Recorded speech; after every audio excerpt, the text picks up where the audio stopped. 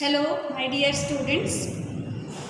In the last lecture, we have talked about the effect of temperature on the organisms. Today, we will continue this chapter, this effect of temperature. High temperature की अगर हम बात करते हैं तो कुछ organism जो हैं वो हाई टेम्परेचर को टॉलरेट नहीं कर पाते। कुछ उनके जो है वो कोल्ड ब्लडेड एनिमल होते हैं, कोल्ड ब्लडेड ऑर्गेनिजम्स।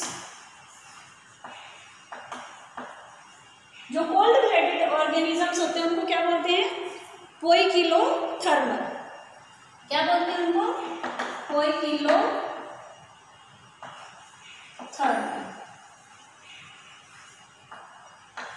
ये ऐसे ऑर्गेनिज्म होते हैं जो अपने बॉडी टेम्परेचर को मेंटेन नहीं कर सकते, जबकि कुछ ऐसे होते हैं जो अपने बॉडी टेम्परेचर को एनवायरनमेंट के अकॉर्डिंग अडेप्ट कर लेते हैं और मेंटेन रख सकते हैं।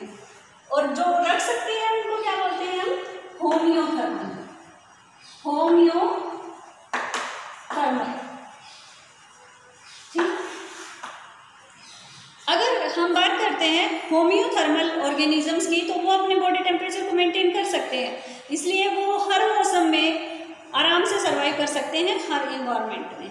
लेकिन अगर पोइकिलोथर्मल ऑर्गेनिजम्स की हम बात करते हैं तो वो हर मौसम में अपने आप को अडेप्ट नहीं कर पाते, इसलिए वे ऑर्गेनिज्म जो है कुछ स्पेशल जो मैकेनिज्म है उन्होंने वो डेवलप कर रखा है। स्पेशल मैकेनिज्म क्या है उनका? या तो वो एस्टिवेट हो जाते हैं, एस्टिवेशन। एस्टिवेशन क्या है? It is the summer sleep.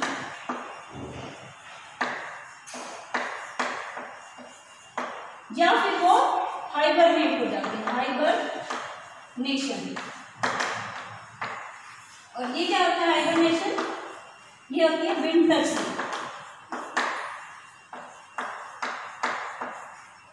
तो इस तरह से ऑर्गेनिज्म जो है अपने टेम्परेचर को मेंटेन करने के लिए, अपनी बॉडी को मेंटेन करने के लिए, सरवाइव करने के लिए वो क्या करते हैं? या तो एस्टिवेशन करते हैं इन समर स्लीप, और या वो हाइबरनेट कर लेते हैं अपने आप को, हाइबरनेशन जो करते हैं तो उसको बोलते हैं हम विंटर स्लीप।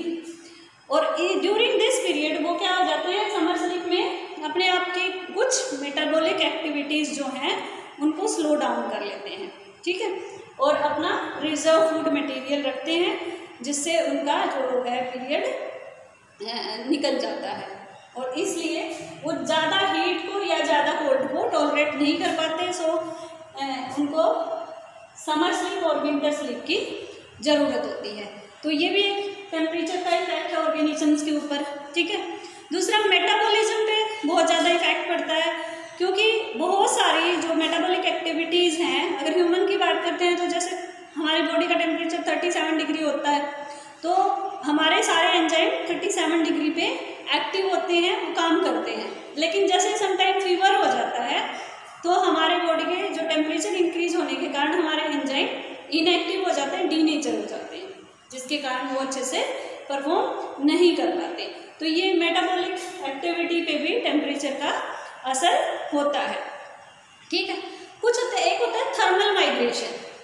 कुछ ऑर्गेनिज्म क्या करते हैं कि अगर उनको सर्वाइवल की बेटर कंडीशन नहीं मिलती तो वो अपने आप को एक जगह से दूसरी जगह पे ले जाते हैं, माइग्रेशन शो करते हैं, ठीक है।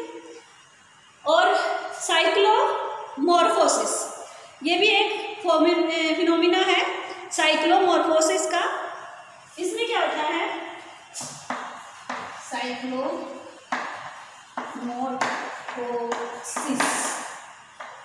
अकॉर्डिंग टू दिस जो ऑर्गेनिज्म है वो अपनी मॉर्फोलॉजी कुछ टाइम के लिए चेंज कर सकते हैं। जैसे इसमें डैफनिया का एग्जाम्पल है, डैफनिया।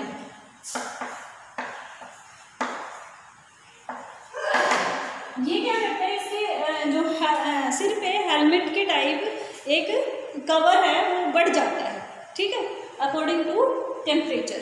तो ये मॉर्फोलॉजी में चेंज हो जाता है, तो इसलिए ये है साइक्लोमॉर्फोसिस।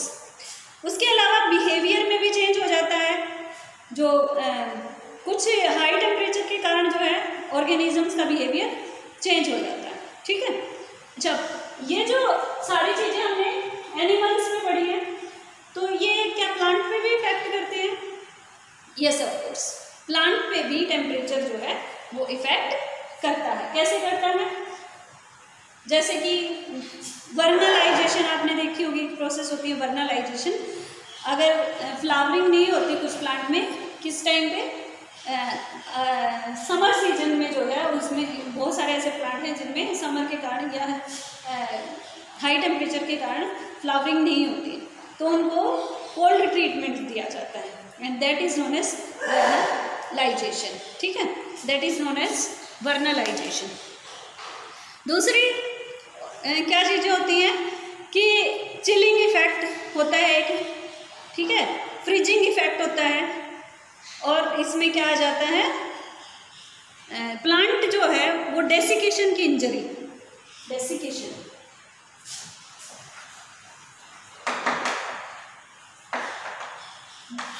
हाई टेम्परेचर के कारण वाटर लॉस होने से उनमें डेसिकेशन भी हो जाता है। ठीक है, एल्टीट्यूड और लैटीट्यूड के कारण भी टेम्परेचर का इफेक्ट जो है वो पड़ता है। जैसे अगर आप पोलर रीजन की बात करते हैं तो वहाँ पे कोल्ड रहती है, जबकि अगर हम वहाँ से पोल से अगर सेंटर की तरफ आते हैं तो वहाँ पे जो है टेम्परेचर का इफेक्ट बढ़ता जाता है।